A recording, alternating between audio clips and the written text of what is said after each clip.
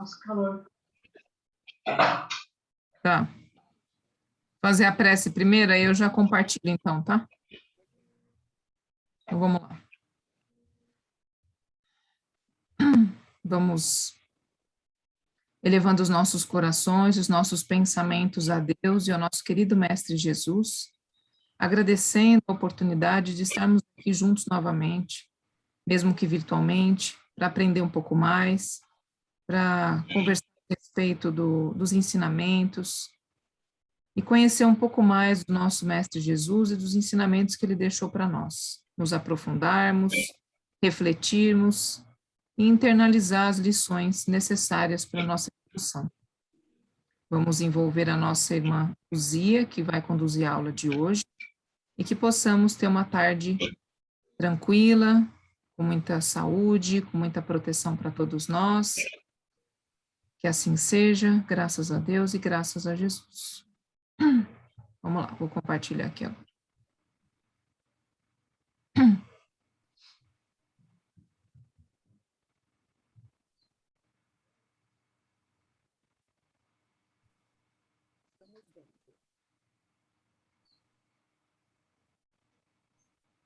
Estão vendo aí, né? Vamos lá. Nosso querido Mestre Jesus, a lição hoje é 96 do Fonte Viva. Não fazem os publicanos também o mesmo? Jesus está em Mateus 5,46. Trabalhar no horário comum, irrepreensivelmente, cuidar dos deveres domésticos, satisfazer exigências legais e exercitar a correção de proceder, fazendo-o bastante na esfera das obrigações inadiáveis, são tarefas peculiares a crentes e descrentes na senda diária. Jesus, contudo, espera algo mais do discípulo. Correspondes aos impositivos do trabalho diuturno, criando coragem, alegria e estímulo em derredor de ti? Sabes improvisar o bem onde outras pessoas se mostraram infrutíferas? Aproveitas com êxito o material que outrem desprezou por imprestável? Aguardas com paciência onde outros desesperaram? Na posição de crente, conservas o espírito de serviço onde o descrente congelou o espírito de ação? Partilhas a alegria de teus amigos sem inveja e sem ciúme, e participas do sofrimento de teus adversários sem falsa superioridade e sem alarde? Que dás de ti mesmo no ministério da caridade? Garantir o continuismo da espécie, revelar utilidade geral e adaptar-se aos movimentos da vida são característicos dos próprios irracionais. O homem vulgar, de muitos milênios para cá, vem comendo e bebendo, dormindo e agindo, sem diferenças fundamentais, na ordem coletiva. De 20 séculos a esta parte, todavia, abençoada luz resplandece na terra com os ensinamentos do Cristo, convidando-nos a escalar os cimos da espiritualidade superior. Nem todos a percebem, ainda, não obstante envolver a todos. Mas, para quantos se felicitam em suas bênçãos extraordinárias, surge o desafio do mestre, indagando sobre o que de extraordinário estamos fazendo. Deixa eu sair do compartilhamento aqui.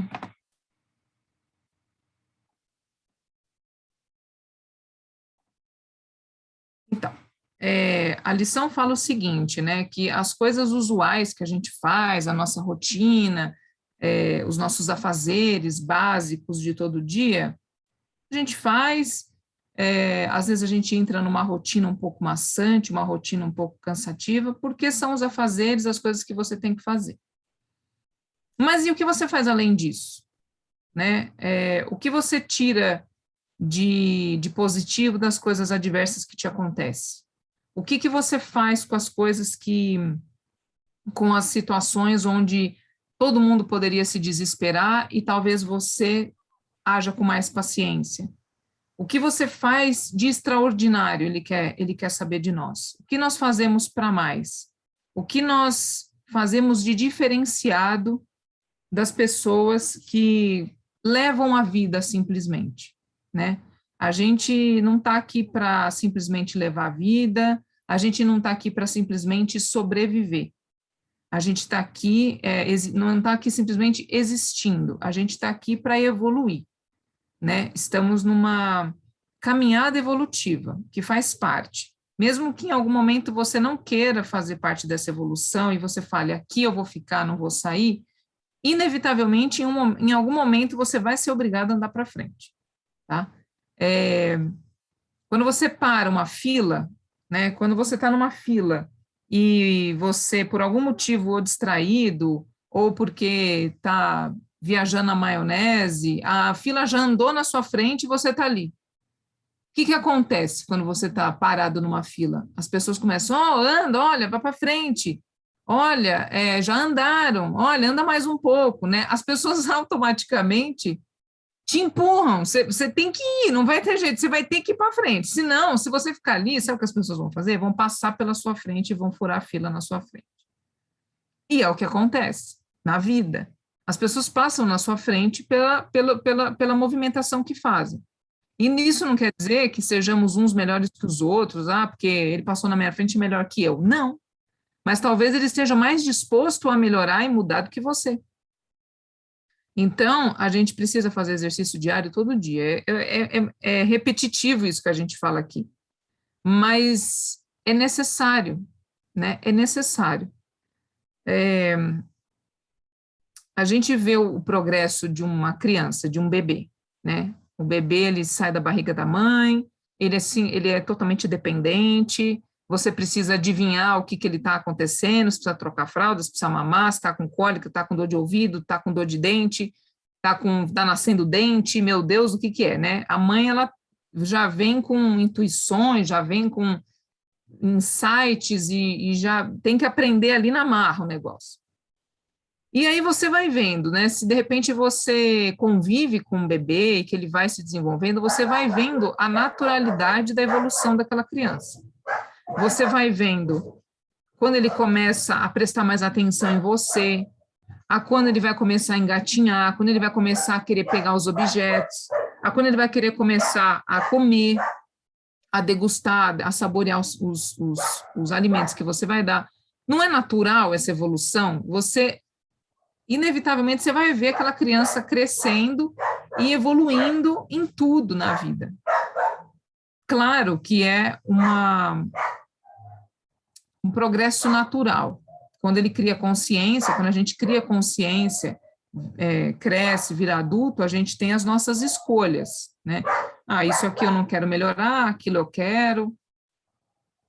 Mas hoje vocês têm a possibilidade e o conhecimento aqui para mostrar o caminho. Olha, por esse lado aqui é mais bacana do que pelo outro, né? Claro que todos temos o livre-arbítrio. Mas eu costumo dizer que quando você entra na doutrina, te abre uma porta que você não consegue mais fechar, porque você já tem esse conhecimento, você já conhece algumas coisas, você já aprendeu algumas coisas. E aí você fala assim, e aí, o que eu vou fazer com isso? Vou voltar para trás e fechar a porta? Não vai dar certo, porque o seu espírito já gravou aquilo que você aprendeu. E aí, se em algum momento da vida você deixa isso para trás e fala assim, olha, não quero mais, esse negócio de evoluir é muito cansativo, muito desgastante, não quero mais. E aí? Em algum momento da sua vida vai acontecer alguma coisa que vai te lembrar alguma aula, alguma leitura, alguma harmonização, você vai falar, nossa, peraí, mas e aquilo lá que eu aprendi? É a nossa consciência. As leis de Deus estão na nossa consciência, que nada mais é do que o nosso próprio espírito. Porque o nosso espírito é o caderninho em branco que a Luzia fala, que já tem um monte de anotação lá. Já tem um monte de página escrita nossa. Então, o que nós vamos fazer com esse escrito? E nessa encarnação, estamos acumulando um pouco mais de páginas. O que vamos fazer com elas? Né? Então, é para a gente refletir o que nós estamos fazendo para mais. Nós estamos exercitando a caridade? Nós estamos fazendo alguma coisa para o próximo? Ou nós estamos simplesmente, vou orar aqui por alguém? É uma caridade? É uma caridade. Mas você pode fazer um pouco mais do que isso? Você pode ir além do que todo mundo, de repente, pode fazer? É esse o diferencial. o diferencial que vai surtir na sua evolução, na sua melhora. A gente já falou aqui algumas vezes, e é verdade, quando a gente pratica a caridade ativamente, você lida com situações que você jamais pensou lidar, jamais pensou encarar, e isso te transforma de uma tal forma que não tem como você fechar os olhos e falar, não, eu nunca vi isso, eu nunca vivi isso. Então, a prática da caridade, fazer o extraordinário, não é que a gente tem que ser, nossa, o suprassumo de tudo, não é isso. O que eu posso fazer a mais? O que eu posso fazer diferente? Enquanto todo mundo estiver desesperado, a sua muito complicado, seja seja o... Oi? Alguém falou alguma coisa?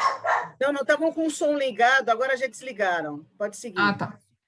E seja a calmaria, né? Seja aquela pessoa que tem consciência das coisas e que, não, vamos refletir, vamos parar aqui, vamos racionalizar a situação, o que a gente pode fazer, o que a gente pode melhorar, o que dá para solucionar, né? Porque tem alguns momentos da vida que não adianta você desesperar, porque não vai adiantar nada o desespero.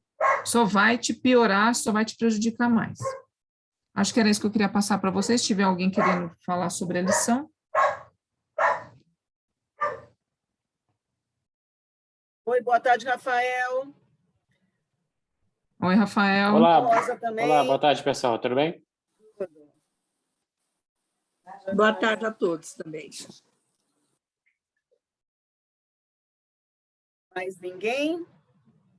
Então, a gente até antes de eu começar, Ju, a gente estava, eu e a Ju, a gente entra um pouco antes, para a gente trocar as figurinhas da aula, né? E aí eu estava comentando com ela que hoje a aula é um pouco longa, então eu também não vou me estender muito no recado. E por que ela é longa? Porque, na verdade, a gente tem que passar o máximo de conteúdo daquele tema, que a gente sabe que muitas vezes vocês não conseguem dar uma lida antes ou depois daquele conteúdo, e é importante que vocês tenham, né? A gente sabe que durante a aula não é o suficiente, a gente não consegue colocar tudo dentro do tema, né? Do que tá dentro do Evangelho do Livro dos Espíritos. Então, o que a gente vai sugerir é que vocês tenham essa preocupação de dar uma lida ou antes ou depois, para poder ter o complemento do conteúdo e até, de repente, alguma dúvida que surgir. A gente sabe que a vida da gente é corrida, né? Mas eu acho que, no máximo, em 45 minutos, vocês conseguem ler, né? O capítulo, geralmente, o conteúdo que dá. Né? Então, não vai demorar muito tempo.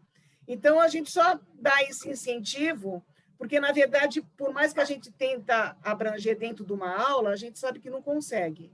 Né? Então, como vocês estão seguindo, o ano que vem já é outro livro, é o Céu e o Inferno.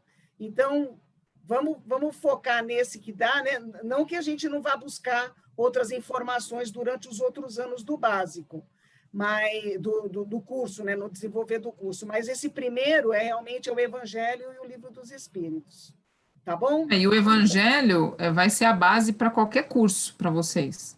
Vai ser a base para tudo, para absolutamente tudo. Então, assim, qualquer situação, qualquer curso que venha mais para frente, que tenha alguma questão, busca no Evangelho, vai estar tudo lá, tá tudo lá. Então, o Livro dos Espíritos, o Evangelho, é a introdução que nós damos aqui no curso, porque é a base. Então, o intuito é ver o Evangelho inteiro.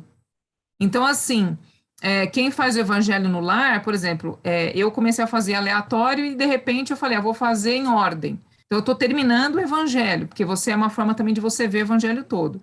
Vocês estão estudando o Evangelho, então, todo capítulo que a gente passar de aula, é legal vocês lerem um pouco antes ou depois, trazer dúvidas, para poder vocês realmente estudarem o Evangelho todo, entendeu? O intuito é esse. Eu fiz como você, Juliana. Eu também comecei aleatório Evangelho. Já li o Evangelho inteiro, porque eu faço Evangelho faz muito tempo, né? Já li inteiro e estou de novo no meio do livro. É isso aí. Eu também li. Engraçado que eu também faço Evangelho há muito tempo, né? Então, agora eu leio diferente, porque eu estou aprendendo. Eu falei isso na primeira aula, lembra que eu já falei isso, Luzia? Que eu leio com outra cabeça agora, com outra ideia. É um outro entendimento. Né? A gente está estudando para dar aula, já é outro entendimento também. Pois é. Vamos lá.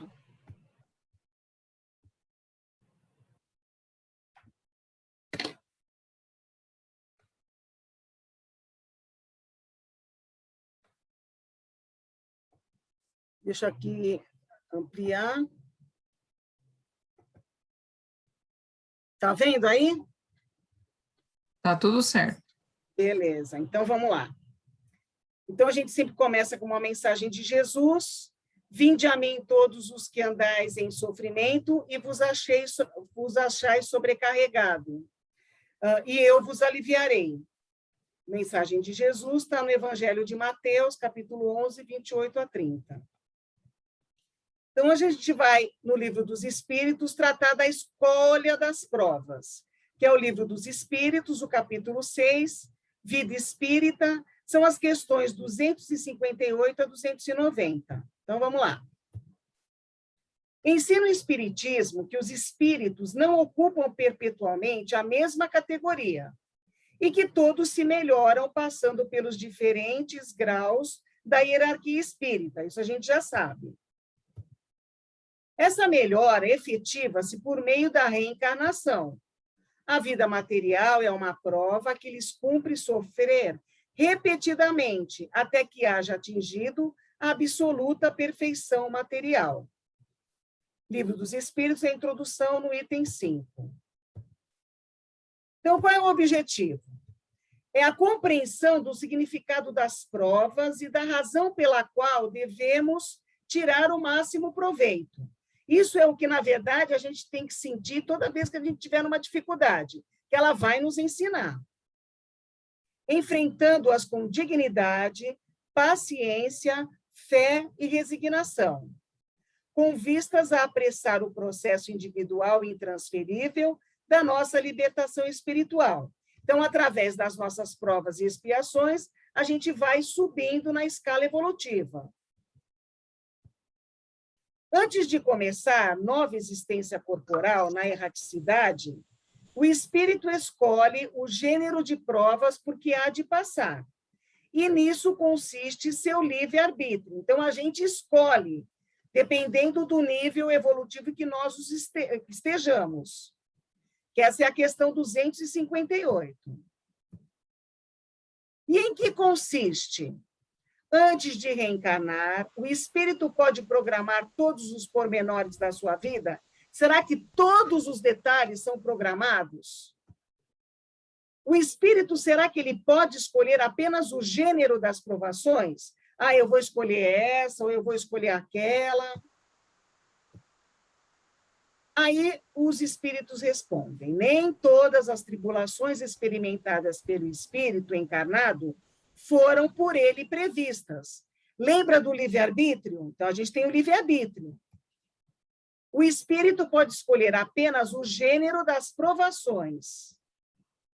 As particularidades correm por conta da posição em que se acharem. Está no Kardec, no Livro dos Espíritos, a questão 259. Então, voltando aqui um pouco. O espírito ele pode escolher, mas ele não vai estar com tudo escritinho, tudo... Já está tudo certinho. Não, a gente tem o livre-arbítrio. Olha o som. As particularidades correm por conta da posição em que se acharem. Escolhendo, por exemplo, nascer entre malfeitores, sabia o espírito a que arrastamento se expunha. Então, se eu vou escolher e reencarnar com espíritos que ainda estão aprendendo, que estão ainda num processo evolutivo inferior ao meu, vai ser mais complicado para mim. Ignorava, porém, quais os atos que viria a praticar. Então, a gente sabe que vai encarnar num meio de espíritos um pouco mais comprometidos. E qual é o objetivo disso? Depende do que eu quero fazer. Eu quero servir de exemplo, eu quero passar por uma prova para não cair de novo. Se ao percorrermos uma rua, uma telha cair na cabeça, não creias que está descrito, segundo vulgarmente se diz. Está no Livro dos Espíritos, na questão 259.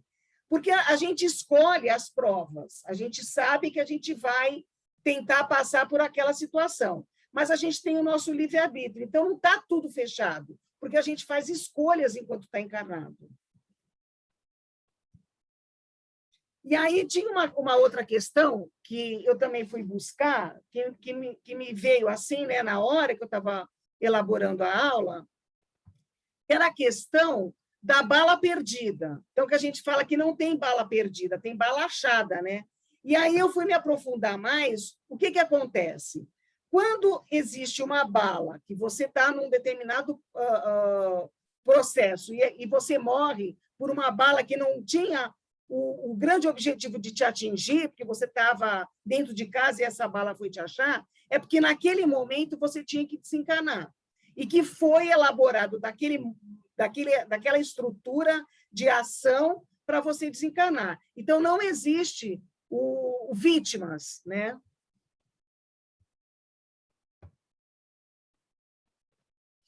Na questão 261, o espírito, nas provas que deve sofrer para chegar à perfeição, terá que experimentar todos os gêneros de tentação? Será que numa única encarnação vai ter que passar por todas as dificuldades?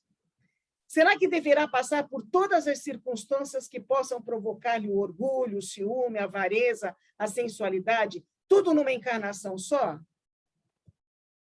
E aí os espíritos respondem: certamente não, pois sabeis que há os que tomam desde o princípio um caminho que os afasta de muitas provas. Então, dependendo do nosso planejamento, dependendo do grau evolutivo que eu esteja, eu vou, talvez, escapar de algumas situações que não vai ser mais necessárias para eu passar, porque eu já superei, porque eu já passei por aquela prova e superei, consegui tirar nota 10, né? Vamos dizer assim. Ela não vai precisar mais.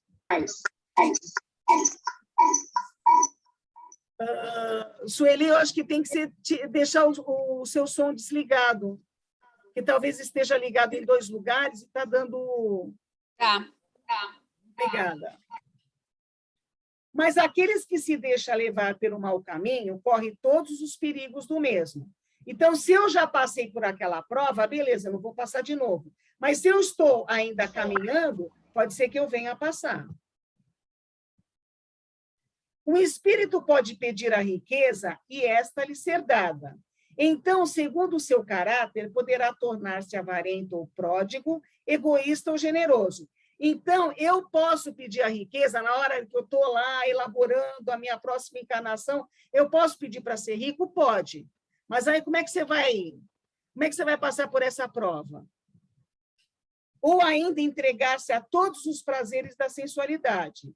Mas isso não quer dizer que ele devia passar forçosamente por todas essas tendências. Então, não vai ser tudo de uma vez. Vai ser escalonado de acordo com o nosso planejamento e de acordo com aquilo que eu já evoluí. A prerrogativa da escolha das provas e suas limitações. Então, quais são as prerrogativas? Deus pode impor certa existência a um espírito quando este, pela sua inferioridade ou má vontade, não se mostra apto a compreender o que lhe seria mais útil. Isso é um pai amoroso. Ele não vai deixar um filho ir por um caminho errado se ele não está preparado ainda. Então, ele não vai permitir que aquele filho escolha a prova, né? A mesma coisa nós, enquanto temos filho pequeno, a gente não vai deixar ele com 2 anos de idade subir e descer uma escada que a gente sabe que é perigoso. A gente vai acompanhar. Deus faz a mesma coisa com a gente nesse momento de escolhas, de provas. Então, ele sabe que já o processo de encarnatório já é complicado. Ele não vai deixar aquele filho fazer uma prova que ele não vai conseguir, às vezes vai ficar prejudicado, se mantendo sem evoluir, sem aproveitar aquela encarnação para evoluir, porque ele não está preparado para poder escolher. E quando vê que tal existência servirá para a purificação e o progresso do espírito, ao mesmo tempo que lhe sirva de expiação. Então, ele vai conseguir melhorar e vai conseguir expiar.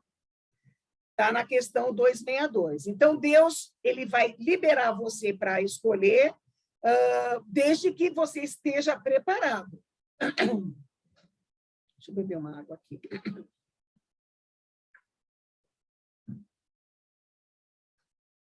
Critérios para a escolha das provas. De acordo com a natureza de suas faltas, escolhe aquelas que o levam à expiação dessas faltas e a progredir mais depressa. Então, podem ser misérias e privações, pode ser riqueza e poder, e tem os vícios também. Então, essa é a natureza das provas, que está na 264. Os espíritos sempre procuram provas mais amenas? Será que os espíritos procuram provas mais amenas? O Kardec perguntou. Aí os espíritos, não. Logo que se desliga da matéria, cessa toda a ilusão e outra passa a ser a sua maneira de pensar. Então, quando você está na erraticidade, entre uma encarnação e outra, você se desprende de muitos valores materiais que você começa a perceber diferente. E aí você tem uma outra visão, um outro interesse em poder progredir. E aí, por isso que, na verdade, na hora de você escolher as provas, você já observa e atua de uma outra maneira. Os espíritos podem escolher provas acima de suas forças? Quando eu li essa pergunta, eu me lembrei de quando a gente chega no final do ano, faz aquelas promessas de final do ano, nossa, olha, eu vou prometer que eu vou emagrecer 10 quilos. Gente, aí você chega no final do ano, você engordou 2.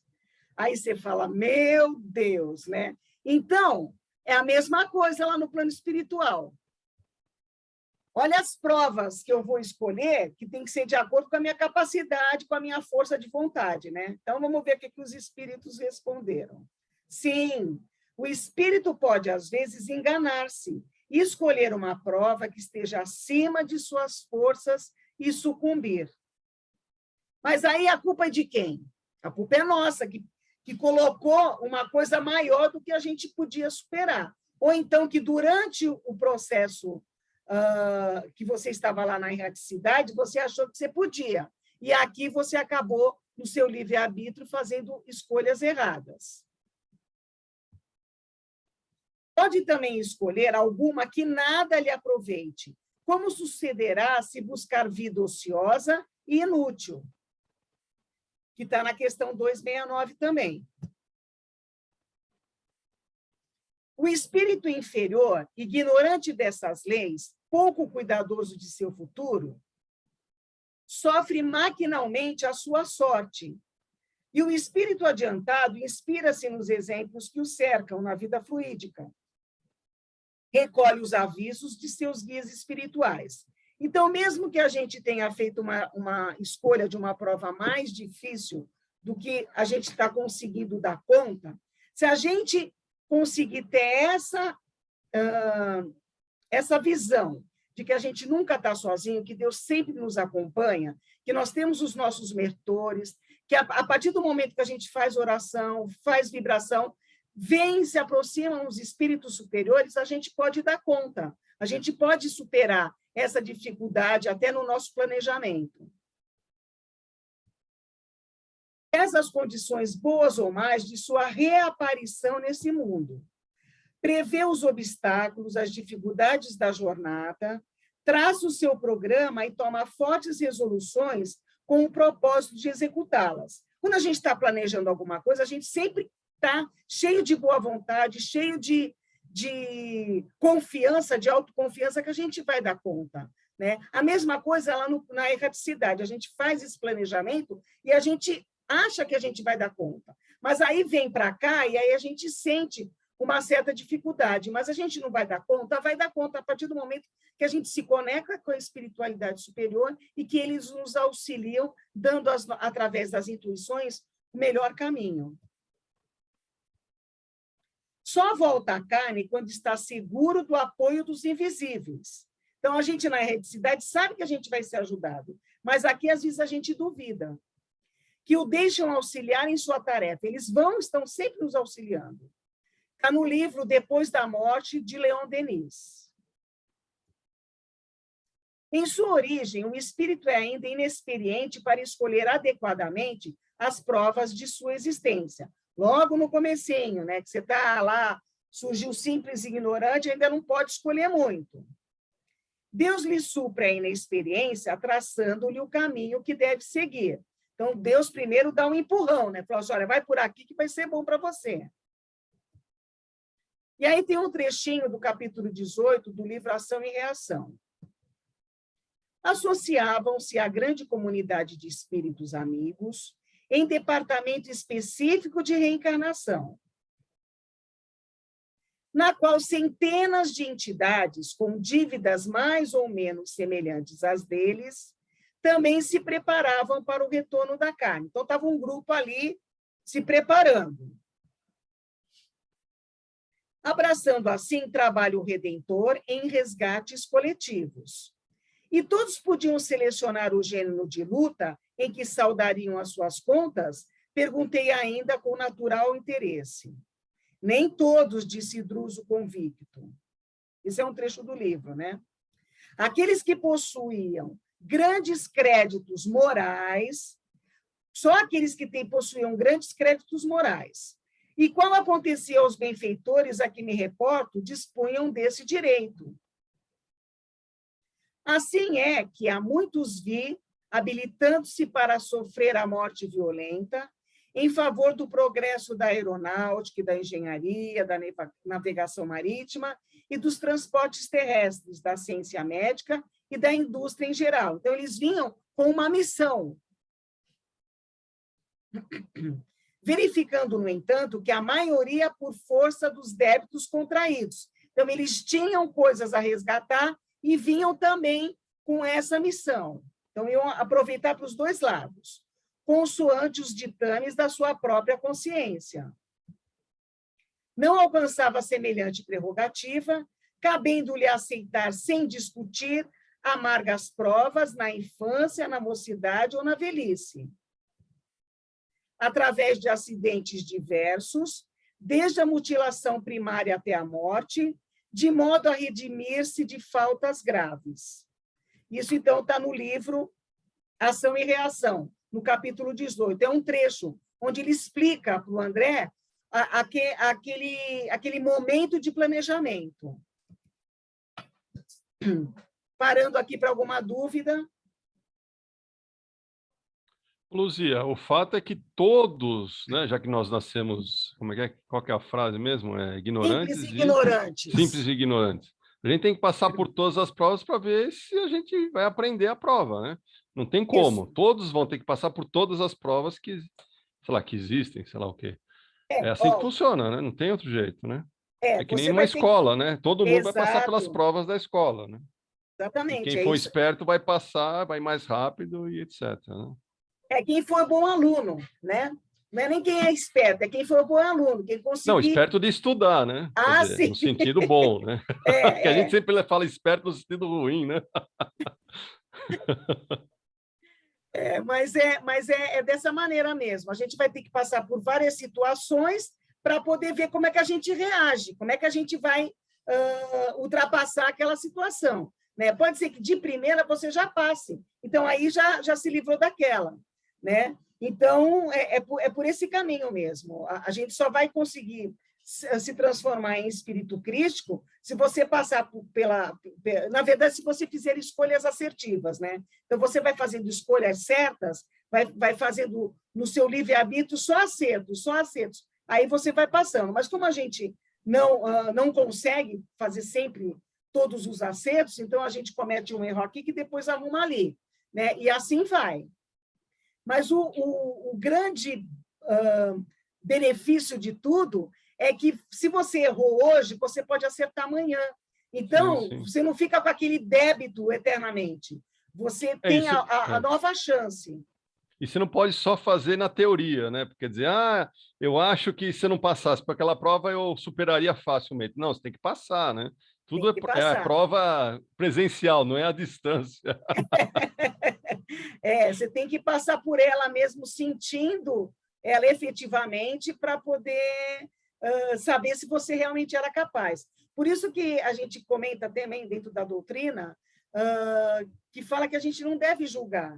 Porque quando você julga uma atitude de uma determinada pessoa, você, na verdade, você não sabe, se você estivesse naquela posição, como você agiria. Você tem uma ideia, talvez pelos valores que você tem hoje. E talvez, se você se colocasse na posição daquela pessoa, você não iria cometer. Mas você não sabe o processo evolutivo dela. Então, aí é que cabe a gente não julgar. Ou se no passado você cometeu até pior, né, gente? Você não sabe, né? Exato. Quando passou pela mesma situação, né? Por isso que, quando lá atrás tem a pergunta, eu posso escolher a riqueza? Eu posso escolher a erraticidade. Olha, mentores, vamos aqui, vamos fazer uma reunião, fazer uma mesa redonda aqui, vamos resolver. Eu estou querendo ser rico na próxima encarnação, porque eu vou passar por essa dificuldade. Será que eu vou dar conta? Será que eu não vou pensar só em mim, nos meus? Né? Porque porque a riqueza é um poder, né? A riqueza é um poder. E o poder é complicado para você trabalhar, né? A gente fala do poder político, mas o poder da riqueza também é. Então, a doutrina fala que a riqueza é uma prova, uma expiação bem pesada. Na próxima encarnação eu peço, porque essa aqui não deu certo.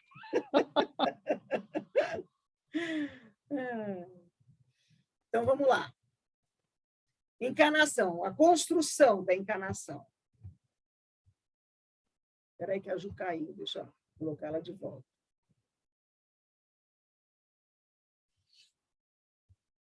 Ju entrou?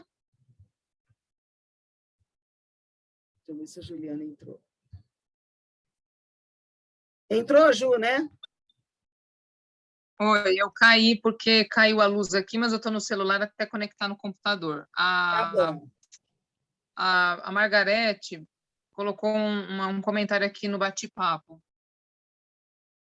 Ela colocou assim: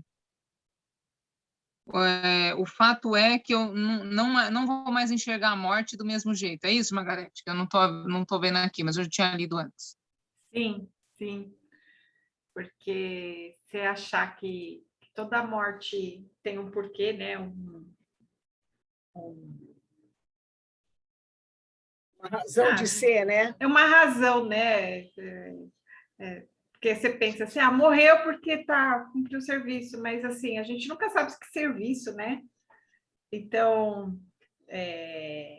acaba que com outros olhos, né? Então, assim, eu nunca imaginei assim, quem morreu porque ajudou no processo de navegação, de transporte aéreo, ferroviário, viário, né? Nunca pensei dessa forma, né? Então, hoje a gente vai começar a pensar de outra maneira, né? Porque quando você faz um planejamento, você vem com uma determinada situação para você fazer resgates de algum compromisso e você também vem com alguma missão. Eu acredito que todos nós somos espíritos missionários, no sentido de que, se eu sou mãe, eu auxilio os meus filhos, se eu sou tia, eu tenho uma outra função em relação aos meus pais, ou seja, eu tenho sempre uma missão. Na verdade, é que a gente acha que missão é do Chico, é do Divaldo, eles têm uma missão muito grande, mas nós, dentro da nossa limitação, dentro do nosso entorno, nós temos que dar valor à nossa encarnação e sentirmos realmente que nós somos espíritos missionários. A partir do momento que eu tenho boas ações, que eu dou bom exemplo, eu estou disseminando boas ações, boas vibrações, bons exemplos, né? Então, eu também sou um espírito missionário. Porque eu já tinha escutado, né? Já tinha lido, na realidade, que quando tem um acidente assim muito trágico, né? Muito trágico, que às vezes é a mão de Deus, vamos por assim, né? Que está ali para a pessoa não acumular mais dividendos para a vida dela, que ela está num caminho tão errado, que Deus fala assim, não, vamos ceifar aqui, né? para ela não adquirir mais débitos para outra encarnação, né? Porque aqui ela não está conseguindo. Então, assim, infelizmente ela não está conseguindo. Então, para não aumentar o débito dela, então a gente breca por aqui, né? Daí que isso também me chocou, nossa. O Costa, no último curso, ele falou isso, né? Porque as pessoas comentaram sobre a pandemia, tantos desencarnes, né? A quantidade de desencarnes, e ele comentou, é lógico que isso não se aplica numa regra, né? Você não pode colocar isso como serve para todos, mas muitos, eles foram aliviados desencarnando nesse momento para poder serem aliviados de uma situação mais complicada no futuro deles. Então, ele comentou, realmente fez esse comentário referente às pessoas que estavam desencarnando com a Covid, né? Então, depois que eu li isso no livro, eu já encarei a morte de outra maneira. Hoje, com mais essa explicação, nossa, realmente, tipo assim, para a gente não ficar lamentando tanto, né? Não ficar naquela onda de desespero. Não entrar em desespero. Eu acho que tem que entrar numa compreensão. Você vai sentir falta? Vai ficar com saudade? Vai. Isso tudo faz parte. Mas você não pode entrar em desespero, porque esse sentimento de desespero, para aquele que desencarnou, ele sente. Então, isso também não faz bem para o processo dessa passagem dele. Né? Lembra do livro Voltei, né? Todas aquelas conversas que fizeram mal para o Jacó, né? Naquele momento, né? Que ele estava lá e o pessoal falando mal dele e tal. Mesma coisa, o desespero familiar, isso também faz muito ruim, né? Muito ruim. Obrigada. Nada. Tem alguém que está com dois... Eu acho que é a Ju que está com 2 lugares ligados, aí tira o som. Já desliguei, calma, é que eu estava atrapalhada. A Mônica, ela colocou aqui o comentário do bate-papo. Mônica, você quer falar? Não, acho que ela não pode, né? Eu acho que não. Espera aí que agora... Eu estava no celular e aí Você quer que eu leia, Ju? Por favor, Má, porque eu saí do celular e aqui não aparece todas as mensagens, aparece só a última, por favor. A Moni colocou, isso tudo traz maior entendimento sobre o desencarne de uma amiga há muitos anos em um acidente aéreo, o primeiro da TAM. Era comissária de bordo e tínhamos nos encontrado 10 dias antes da tragédia. Doloroso, mas agora dá para entender melhor. Daí o Marcelo coloca, tem a ideia do resgate coletivo de débitos parecidos. Daí a Moni respondeu, exatamente, o avião caiu em cima de várias casas minutos após a decolagem. Ela estava de stand-by e cobriu a folga de outra comissária. Exatamente. Aí ela colocou que ela não está falando porque ela está super rouca, sem voz. Melhoras, Moni. Então, é isso mesmo, dos resgates Obrigada, coletivos Margarete. também tem. Também tem isso dos resgates coletivos, né? Que é um grupo de pessoas que foram direcionadas naquela situação para ter o desencarne coletivo. Mais alguma coisa? Não, só isso, Lu. Pode prosseguir. Hoje, então, encarnação, construção. Hoje, em cada passo que damos para a escolha que fazemos, vamos reparando ou agravando nossos débitos. Então, a gente vai acertando ou, de certa forma, eu resolvo de um lado, adquire uma outra conta mais na frente, construindo nossa própria reencarnação, que pode ser um caminho de dor ou de amor, mas a escolha sempre será nossa. Então, a partir do momento que eu escolhi, porque eu já tive condição de escolher, diferente de logo no começo do nosso processo, Deus nos dá os caminhos. A partir do momento que eu já tenho uma compreensão, eu vou fazendo as minhas escolhas. Então, os meus acertos e erros, faço meu planejamento, venho, aqui eu tenho livre-arbítrio, e aí no livre-arbítrio, o que eu vou fazer? Vamos lá, fazer só o certo. E eu caí aqui. Então, aí eu contraio uma conta, que eu já paguei anteriormente, mas vou ter que pagar de novo. E assim vai, mas a escolha é sempre nossa. Deus é tão generoso que te dá a liberdade de plantar o que você quiser, mas ele é tão justo que você colhe exatamente o que plantou. Então, é assim. Deus dá oportunidade, ele é generoso, ele dá oportunidade, a gente vai plantando. Tudo bem, você está plantando? Tá. Está plantando cactos? Você vai colher o quê? Cactos. Plantou orquídea? Vai plantar o quê? Vai colher orquídea. E assim vai. E qual é a nossa situação atual e futura? É o arrependimento, a expiação e a reparação. Isso hoje. Hoje eu tenho que me arrepender, hoje eu tenho que fazer o meu acerto, e aí eu já reparei e estou bem. Na questão 990, o arrependimento se dá no estado corporal ou no estado espiritual? O arrependimento. No estado espiritual, mas também pode ocorrer no estado corporal, quando bem compreendeis a diferença entre o bem e o mal. Então, eu estou na erraticidade, eu falo assim, nossa senhora, quando eu estava encarnado, olha quanta besteira que eu fiz. Bom, eu vou querer encarnar para poder me melhorar.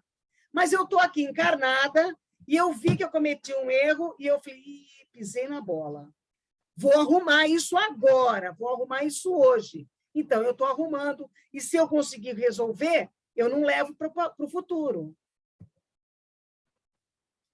Na 991, qual a consequência do arrependimento no estado espiritual? Eu estou na erraticidade, é arrependida. Desejar o arrependimento, desejar o arrependido, uma nova encarnação para se purificar. O espírito compreende as imperfeições que o privam de ser feliz e, por isso, aspira a uma nova existência em que possa expiar suas faltas. Então, eu me arrependi no plano espiritual. E eu sei que a única alternativa de eu conseguir evoluir, dar uns passos bem grandões, é reencarnar. Então, eu me arrependo lá e eu fico pedindo para os meus mentores, enchendo a paciência deles, para eles me arrumarem uma encarnação. O arrependimento, conquanto seja o primeiro passo, não basta por si só.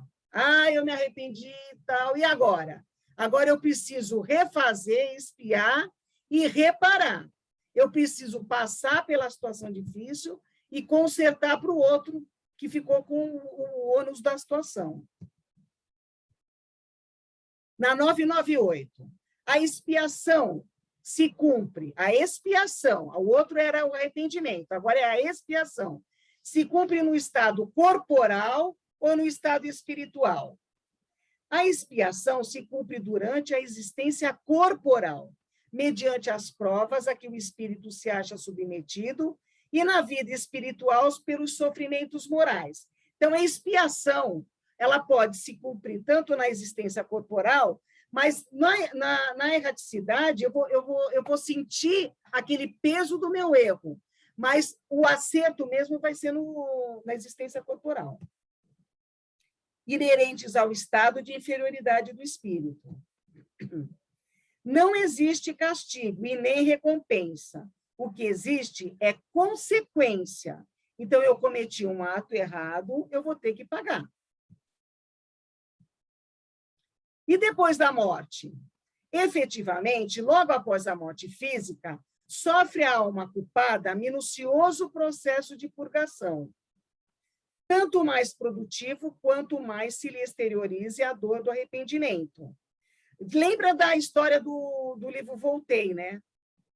E apenas depois disso consegue elevar-se às esferas de reconforto e reeducação. Arrependimento é a porta de entrada. Está no livro Evolução em Dois Mundos, do André Luiz. Então, olha só, esse quadro ele explica muito bem. Depois da morte, primeiro, eu morri, eu desencarnei. A primeira coisa, eu vou me arrepender para o socorro. Eu vou me arrepender para conseguir o socorro. Segundo, eu vou me lembrar do passado, rever o pretérito. Terceiro, eu vou estudar o que eu vou fazer. Como é que eu vou voltar? O que eu vou fazer que eu vou efetivamente ser bem-sucedido? E quarto, voltar. Né? Então, isso, ele explica bem o nosso processo. Então, eu morri, né? Eu desencarnei, então eu tenho que me arrepender para conseguir ser socorrido, verdadeiramente. Quem está lendo o Nosso Lar já pode perceber o processo do André Luiz. O segundo, ele vai rever o passado, ele vai conhecer as coisas que ele precisa ver para poder estudar a encarnação e reencarnar. Tipos de encarnação. Na Evolução em Dois Mundos, primeira parte, capítulo 19. Reencarnações especiais. Elas se processam muitas vezes sem qualquer consulta aos que necessitam segregação em certas lutas no plano físico. Se elas vêm sem qualquer consulta, sempre que aparece isso é porque o espírito não é preparado para poder escolher. Perderam temporariamente a faculdade de resolver quanto à sorte que lhes convém no espaço e tempo. Temporariamente. Então, eles vão conseguir mais tarde? Vão. Eles vão evoluindo, vão conseguindo perceber os seus erros, e aí eles vão ter o benefício de poder escolher. Em que se lhes perdura a enfermidade ou em que se mantenham sob as determinações da justiça. São os problemas especiais em que a individualidade renasce de cérebro parcialmente inibido ou padecendo mutilações congênitas ao lado daqueles que lhe devem abnegação e carinho. Então, eu peguei esse cientista aqui, né, um gênio, né, um cérebro super potente, né, com uma capacidade imensa, mas ele veio com um comprometimento físico imenso, onde ele tinha que, apesar de toda a sua capacidade intelectual, ele dependia totalmente das pessoas que fossem cuidar do seu corpo físico, né? Incapazes de eleger o caminho de reajuste pelo estado de loucura ou de sofrimento que evidenciam.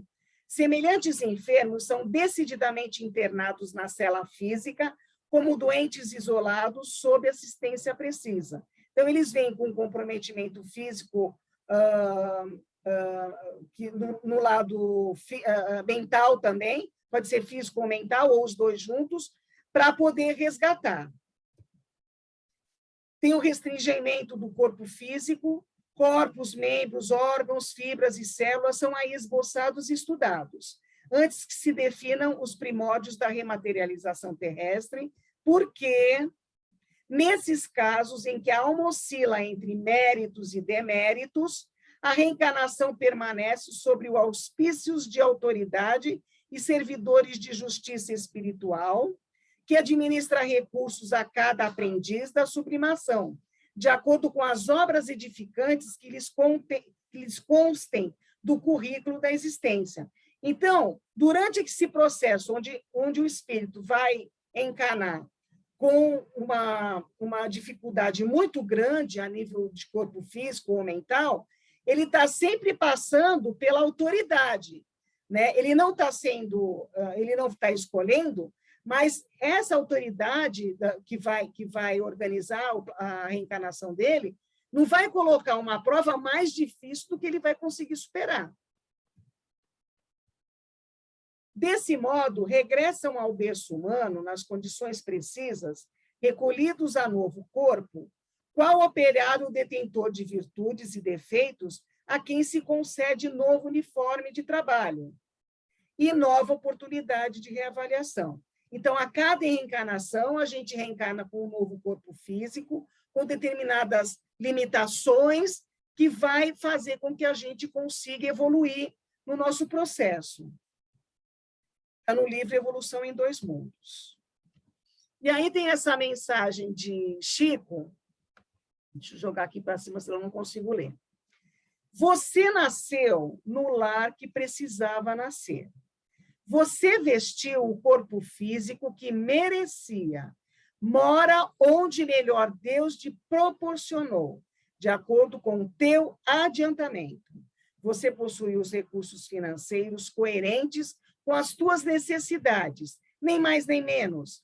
mas o justo para as lutas terrenas. Seu ambiente de trabalho é o que você elegeu espontaneamente para a sua realização. Teus parentes e amigos são as almas que você mesmo atraiu com tua própria afinidade. Portanto, teu destino está constantemente sob teu controle. Você escolhe, recolhe, elege, atrai, busca, expulsa, modifica tudo aquilo que te rodeia a existência. Teus pensamentos e vontades são a chave de teus atos e atitudes. São as fontes de atração e repulsão na jornada da tua vivência. Não reclame e nem se faça de vítima. Antes de tudo, analisa e observa. A mudança está em tuas mãos. Reprograma a tua meta. Busca o bem e você viverá melhor. Embora ninguém possa voltar atrás e fazer um novo começo, qualquer um pode começar agora e fazer um novo fim. Poderia até acabar a aula agora, mas ainda falta um pouquinho. Sim, acabaria de modo... sensacional. Então, o que ele quis dizer? Que a gente fez o planejamento, mas a gente não tem o livre-arbítrio, a bola está no nosso pé. A gente pode jogar para onde a gente quiser. Né? Então, está na nossa mão a nossa vida. E aí, vamos lá. Relações de além-túmulo. Alguma dúvida? O pessoal ficou falando, mas tem alguma dúvida aí, Ju? Aqui no bate-papo, não. Só se alguém quiser abrir para falar. Ô, Luzia, essa última descrição que você fez não é aquilo que o pessoal fala que é encarnação compulsória ou expiatória, alguma coisa assim? É isso mesmo ou Sim, é outra coisa? É compulsório porque o espírito não é capaz de fazer as suas escolhas. Ele não está preparado para fazer as suas escolhas. Então, é um espírito tão comprometido que, se ele não for direcionado pelos seus mentores, pela sua família espiritual, numa encarnação onde ele fique preso num corpo físico, ou fisicamente ou intelectualmente, ele não vai conseguir dar um passo na evolução. Então, ele vai vir muito preso, muito comprometido, né, dependendo daqueles outros irmãos que vão vir para auxiliar naquele processo, porque ele vai ser uma pessoa dependente totalmente, né, e aí sim ele consegue avaliar, ele consegue evoluir, né, para uma próxima encarnação, onde ele já talvez consiga fazer as suas próprias escolhas. Posso seguir? Então, vamos lá. Então, relações além-túmulo. Os espíritos são classificados em 3 ordens principais.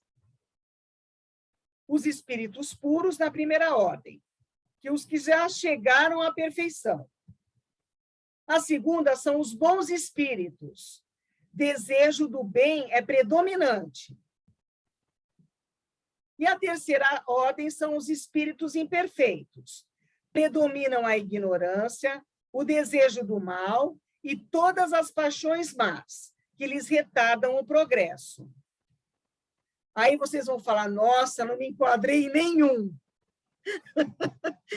Não, a gente está nesse processo de sair desse espírito imperfeito, que a gente já consegue perceber a nossa ignorância, a gente consegue já perceber o mal, já consegue, às vezes, se livrar de algumas más tendências, né? E a gente não quer retardar o nosso progresso, né? Então, a gente está no caminho, né? Então, a gente está aqui entre o 3 e o 2, né? Vamos colocar assim, né? Eu penso assim. Na questão 274, o Kardec pergunta: da existência de diferentes ordens de espíritos, resulta para este alguma hierarquia de poderes? Tem o chefe, tem o gerente, tem o consultor, será que funciona assim? Há entre eles subordinação e autoridade? Muito grande, o Espírito fala. Os espíritos têm uns sobre os outros a autoridade correspondente ao grau de superioridade que hajam alcançado. A autoridade que lhes exerce por uma ascensão moral irresistível. Então, quando você encontra uma pessoa que é muito evoluída, que tem que é uma pessoa muito boa, né? Vamos colocar assim, uma pessoa muito boa, você chega para ela e você começa a conversar, você de repente fala assim, nossa, como essa pessoa ela é melhor do que eu, porque a gente conhece, né? E a gente fala, nossa, como essa pessoa é melhor do que eu. E aí a maneira com que você vai conversar já é diferente, já tem aquele respeito maior, né? Mesma coisa lá na espiritualidade. A moral é a que está valendo. Na questão 274. Podem os espíritos inferiores subtrair-se à autoridade dos que lhes são superiores? Então, pode o inferior chegar e passar rasteira no superior?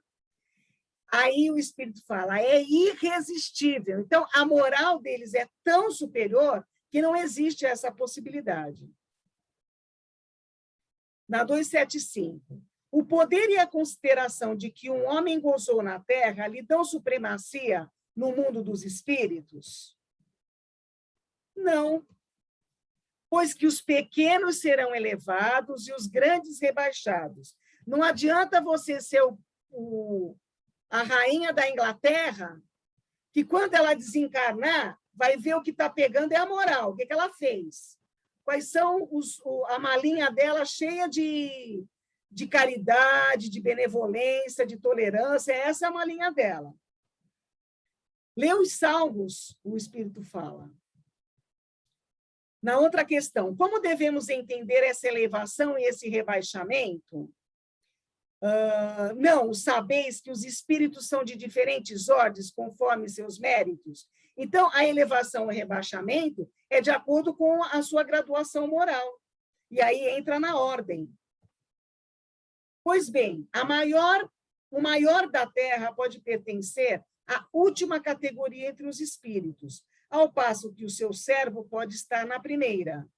Compreendes isso? Então, o espírito estava explicando, não adianta a pessoa ter o poder, a riqueza aqui na Terra. Ela pode ser um rei na moral, né? Ela pode ter uma moral muito elevada. Quando ela desencarnar, ela vai se juntar aos que têm a moral elevada como a dela.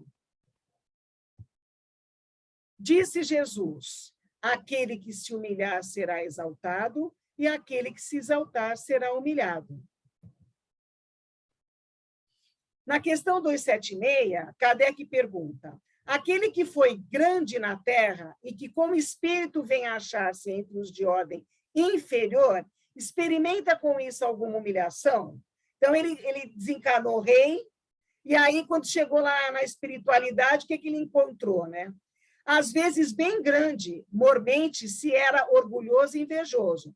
Quando ele desencarna, a pessoa que desencarna, ela leva todos os seus vícios, as suas imperfeições. Então, ela desencarnou orgulhoso, ele vai, no plano espiritual, permanecer orgulhoso, até que ele consiga perceber o que aconteceu. E aí, tem um trecho do Evangelho, no capítulo 2, no item 8. Então, relata o seguinte, é uma rainha da França relatando quando ela se encontrou no plano espiritual. Que trouxe eu comigo da minha realeza terrena? Nada, absolutamente nada. Rainha entre os homens, como rainha julguei que penetrasse no reino dos céus. Que desilusão, que humilhação, quando em vez de ser recebida aqui, qual soberana, vi acima de mim, mas muito acima, homens que eu julgava insignificantes e aos quais desprezava, por não terem sangue nobre. Então, ela conseguiu perceber a diferença. A riqueza é a moral. E aí pergunta Kardec, o soldado que depois da batalha se encontra com o seu general no mundo dos espíritos, ainda o tem por seu superior? O Kardec ainda pergunta dessas questões de hierarquia relacionadas ao plano terrestre, o que acontece no plano espiritual. O título nada vale, a superioridade real é o que tem valor, é a moral, são os bons sentimentos. E aí tem Ralph Emerson, que é um filósofo, ele fala, suas atitudes falam tão alto que eu não consigo ouvir o que você diz. Nossa, eu achei tão forte essa frase, né? Ou seja, maravilhosa. Né? Suas atitudes falam tão alto que eu não consigo ouvir o que você diz. Ou seja, a capacidade moral dele, ela estava ali, não estava conseguindo entender, né? E é assim que funciona. Na outra questão, o Kardec pergunta: os espíritos das diferentes ordens se acham misturados uns com os outros? Então, será que a ordem, os bons espíritos estão junto com os puros e os inferiores? Sim e não. Vamos ver o que o Espírito explica. Quer dizer, eles se veem, mas se distinguem um dos outros. Evitam-se ou se aproximam, conforme a simpatia ou a antipatia que reciprocamente uns inspiram aos outros, tal qual sucede entre vós. Então, quando a gente tem os nossos desafetos, a gente não quer ficar perto deles. A mesma coisa no plano espiritual. A vibração, a afinidade não acontece. Então, existe um afastamento por a questão afetiva, né? De afinidade. Reúnem-se por afinidade. Os bons pelo desejo de fazer o bem, os maus pelo desejo de fazer o mal, pela vergonha de suas faltas e necessidade de estar entre os seus iguais. Então, os maus que não conseguiram ainda ter a compreensão, eles não vão se sentir bem do lado dos bons espíritos. Na 278, todos os espíritos têm reciprocamente acesso aos diferentes grupos ou sociedade que eles formam. Os bons vão a toda parte, e assim deve ser, mas que possam influir, para que possam influir sobre os maus. Então, os bons, eles podem ir com essa finalidade também de dar os bons exemplos. As regiões, porém, que os bons habitam, estão interditadas aos espíritos imperfeitos. Isso vocês vão entender também na leitura do Nosso Lar, a fim de que não as perturbem com suas paixões inferiores. Então, os bons espíritos já estão numa determinada região, já superaram todas as dificuldades, eles vêm para poder ajudar. Então, seria inadequado os espíritos inferiores, que ainda não vão se sentir bem, compartilharem do mesmo mundo. Parando para beber água, alguma dúvida? Por aqui não, só se alguém quiser abrir. Margarete colocou alguma coisa no bate-papo, sub 2, não sei o que significa. Ah, o sub 2 aqui é da ordem, não é? É. Ah, tá. Eu gostaria de fazer um comentário. Pode falar. É a explicação do livro Nosso Lar, né? Nossa, eu estou ouvindo vocês falando e eu estou lembrando todos os capítulos do livro. É uma explicação muito boa e auxilia bastante a gente na leitura também, viu? Eu nem sabia que tinha essa parte no Livro dos Espíritos. Foi muito importante, muito obrigada. Esse é a Kardec, né, que fez as perguntas certas. Certeiro, viu? Olha, tem tudo ali. É porque não é fácil fazer pergunta, né? Vamos combinar. Claro que não. Na questão 289, de que natureza são as relações entre os bons e os maus espíritos? Aí o espírito responde: os bons se ocupam em combater as más inclinações dos outros, a fim de ajudá-los a subir. É sua missão. Então, essa é a natureza da relação dos bons. Os bons auxiliando os que estão mais atrasados. Na 281, por que os espíritos inferiores se comprazem em nos induzir ao mal? Então, esse em nos induzir, vamos entender que a gente está no sub-20, né? No sub-2, né?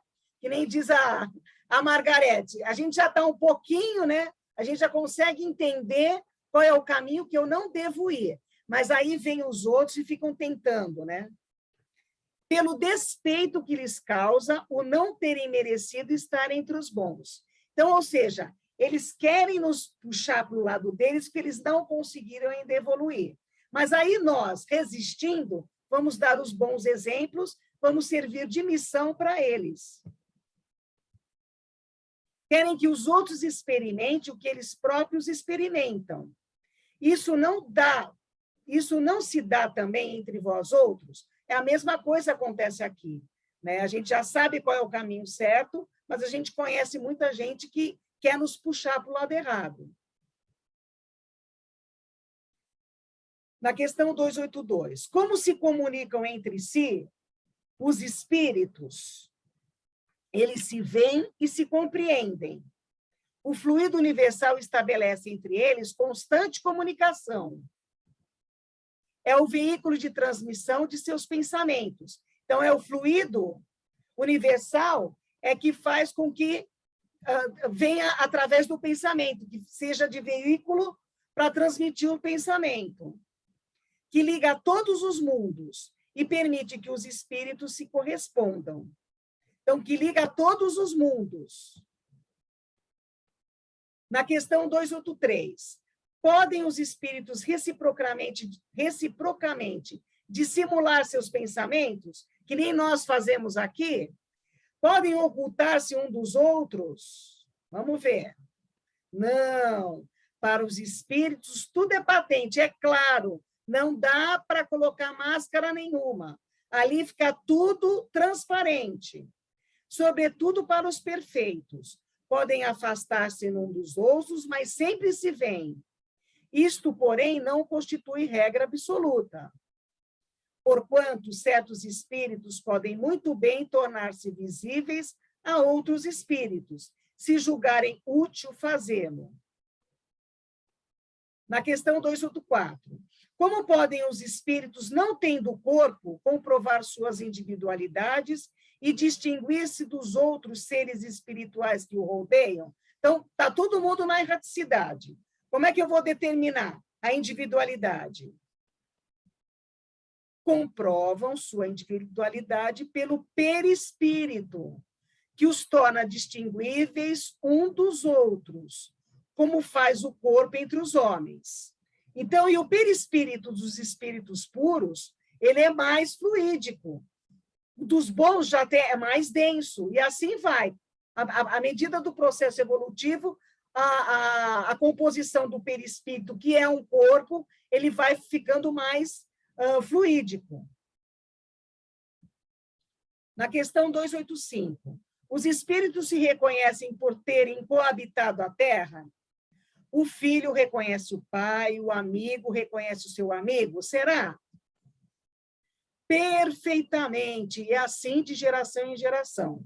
Então, o que a gente entendeu no livro Voltei, que eles conseguiram se identificar, e assim por diante. No 285, como é que os que se conheceram na Terra se reconhecem no mundo dos espíritos? Vemos a nossa vida pretérita e lemos nela como um livro. Lembra naquele slide onde tinha o arrependimento, a imagem do pretérito? Então, vemos o nosso pretérito e lemos nela como um livro, vendo a dos nossos amigos e dos nossos inimigos, que é o nosso livro. Aí vemos a passagem deles da vida corporal a outra. Na questão 286, deixando seus despojos mortais, a alma vê imediatamente os parentes e amigos que a procederam no mundo dos espíritos. Pela história do Voltei, a gente tem um roteirinho, né?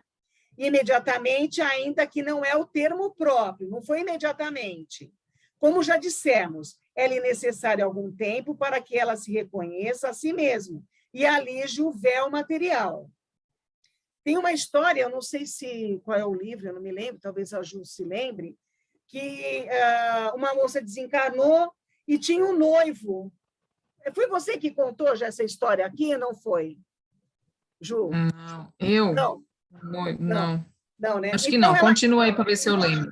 Então, ela desencarnou. E aí ela estava sendo amparada lá pelos... Não é no Nosso Lar que a moça que ela estava noiva e ela desencarnou? Isso, exato.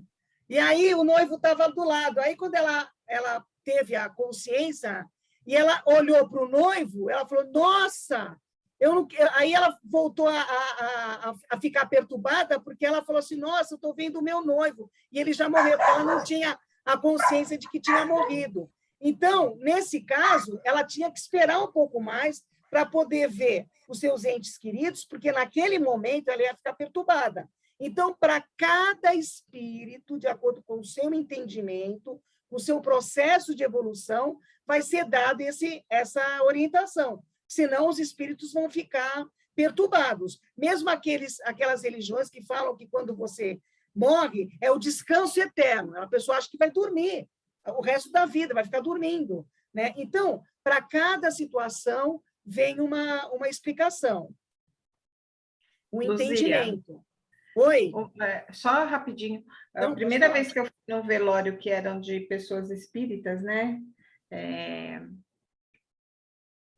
A gente foi dar os sentimentos, né, para os familiares, tudo. Daí a gente, como católico, né? Eu falei assim, agora descansou, tudo, né? Aí a pessoa falou assim, não, agora que ele vai ver se ele foi merecedor ou não. A batalha continua pior do outro lado. Ai, meu Deus do céu, a pessoa, coitado, né? Que ela assim, agora é que a gente tem que rezar para que ele tenha méritos para descansar, né? E eu fiquei pensando, eu falei, coitado, mas o homem morreu e tipo assim, ainda a família está aqui toda desesperada para ver se ele tem a bênção, né? De estar num bom lugar, né? Mas eu acho que a grande preocupação de quem está na doutrina e quem compreende as situações é justamente essa. A gente fica aflito e querendo fazer oração, pedir a Deus e a Jesus para que quem foi esteja bem, não fique tão perturbado, que esteja em tratamento, para que a perturbação dure menos. Então, existe realmente essa preocupação, principalmente se quem foi sofreu muito antes de ir, né? Passou por alguma doença, alguma coisa assim. Então, é real essa preocupação e é compreensível, porque a gente sabe que depois que desencarna, o negócio não é deitar na nuvenzinha lá e ficar vendo as estrelas, não é assim que funciona. Então, a gente realmente pede muito, né? E por isso que a Luzia falou, não, da questão do não ficar chamando, não ficar invocando, não ficar pedindo ajuda para quem desencarnou, porque a gente não sabe a situação que o desencarnado está, né? E isso pode perturbar ele mais, deixar ele mais em situação complicada, querendo voltar para onde ele estava. Então, assim, o máximo que a gente puder. A saudade é normal, a saudade ela faz parte, né? E a saudade tem que ser das coisas boas, apesar de muitas coisas ruins ainda permanecer na nossa memória e no nosso coração, mas a gente tem que desfocar. Saudade vai existir, o amor vai existir, e a oração tem que permanecer firme, com Jesus, pedindo a Jesus que cuide, que ampare, que recolha, que socorra, e a preocupação tem que ser essa, porque a gente precisa ajudá-los.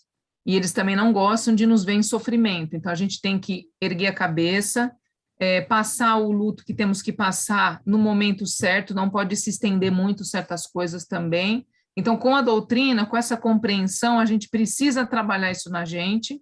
O desprendimento, o desapego também, que é uma das coisas mais difíceis que a gente tem que trabalhar aqui, principalmente quando a gente perde alguém. Mas a gente precisa começar essa consciência de que desencarnou, começa a orar. Desencarnou, ora. Mas era crente evangélico. Não importa, ora, porque lá ele vai conhecer uma outra verdade. Ele vai conhecer outras coisas que aquele não acreditava. Então, ore para que aquele espírito esteja bem em tratamento e sob os cuidados do Cristo. A gente também não pode ficar assim, que nem essa família, né, que você falou assim, ai, nossa, que desespero. Não é assim também. Porque quando ela desencarnou, ela está parada. Com uma tranquilidade, assim, sabe? A pessoa falou tão serena, com uma tranquilidade, de assim, não, agora que nós temos que rezar para o papai ficar bem, papapá, né? Porque só ele que sabe qual foi o que ele precisava fazer aqui, se ele fez ou não, né? E exato, eu achei assim, e ela estava assim, tão calma, tão serena, mas assim, preocupada, né? Sim. Aí eu falei, ainda mais a partir desse momento, né? Eu comecei assim como é? Acho que você vai abrindo, né? Vai aflorando assim para escutar as coisas e conseguir vivenciar, né? Ter as respostas. E ter a confiança de que a pessoa desencanou, ela está amparada. Então, que a gente tem que rezar para ela conseguir perceber essa ajuda. Porque é a mesma coisa quando a gente está numa situação nova, né? Aquela adrenalina que a gente sente numa situação nova, que a gente vai passar. Então, no livro Voltei, a gente percebeu o Jacó. No nosso lar também vai perceber o André, né? Naquele processo dele, do processo de até se sentir tranquilo. Então, não é para ninguém aqui ficar com medo, né? Falar assim, ai, meu Deus, agora quando eu vou desencarnar, vou com medo. Porque aí você já fica com esse negócio na cabeça, e não é por aí, né? Você tem que fazer a coisa certa enquanto você está aqui. Você está fazendo coisa certa, tudo bem. O desencarne é uma coisa que todo mundo vai passar. Todo mundo vai passar. Então, a gente tem esse conhecimento, já estamos um pouco mais sossegados, porque a gente sabe que a gente vai desencarnar e não vai ser desamparado. A gente vai ter amparo. Então, é por aí, né? E a gente manter esse pensamento de que a gente vai receber auxílio, tanto para aquela pessoa que desencarnou, como para nós mesmos, né? Então, não é ficar desesperado, é saber que a gente vai estar amparado. Como é acolhida a alma? Aí, ó. Aí, a próxima pergunta. Como é acolhida a alma no seu regresso ao mundo dos espíritos? A do justo como bem-amado irmão, desde muito tempo esperado. A do mal como um ser que se despreza. Então, ou seja, ele desencarnou, ele vai ao lado dos outros afins, né? Mas pelo seu próprio mérito. 288. Que sentimento desperta dos espíritos impuros a chegada entre eles de outro espírito mau? Os maus ficam satisfeitos quando veem seres que lhe assemelham e privados também, e da infinita ventura da qual na Terra um tratante entre seus iguais. Então, ou seja, chegou mais um para o bando. Na questão 289, nossos parentes e amigos costumam vir ao nosso encontro quando deixamos a Terra? Sim, os espíritos vão ao encontro da alma a que são afeiçoados. Felicitam-na como se regressasse de uma viagem, por haver escapado aos perigos da estrada, e ajudam-na a desprender-se dos liames corporais. Tudo depende de como ela desencanou, de que, por exemplo, se foi um suicida, não vai funcionar desse jeito. Se foi uma pessoa que tem uma moral muito baixa, também não vai ser desse jeito. Então, vai tudo depender do caminho que eu fiz as minhas escolhas aqui. Mas eu vou encontrar em algum momento? Vou. E, às vezes, eles estão do teu lado, mas você, por não conseguir, por estar em total desequilíbrio, você não consegue enxergar. Que é isso também que vai acontecer no nosso lar. Na questão 290, os parentes e amigos sempre se reúnem depois da morte? Depende isso da elevação deles e do caminho que seguem.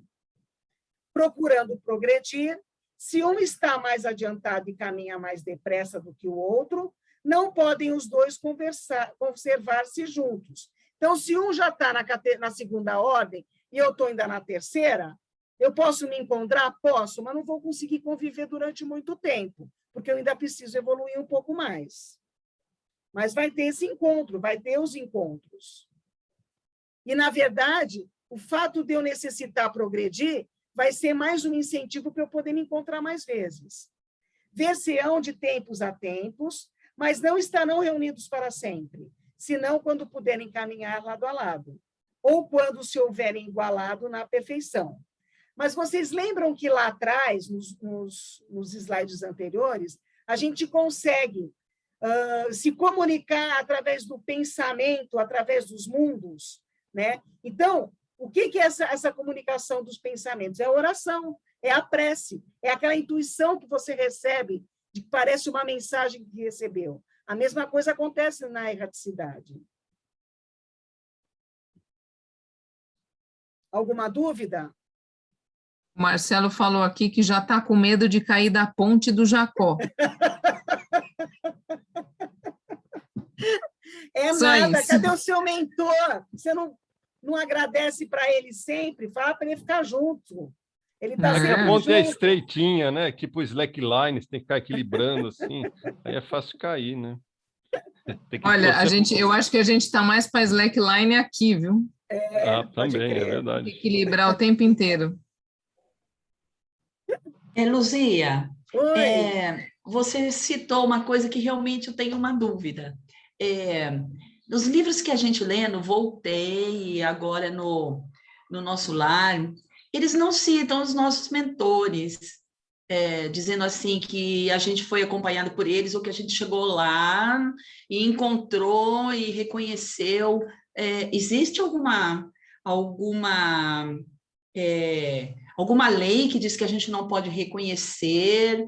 Eles são de outra classe, já não estão mais perto da gente? Como seria? Como que funciona isso? Eu sinto falta de saber a respeito. O quê? Do seu mentor? Você o quê?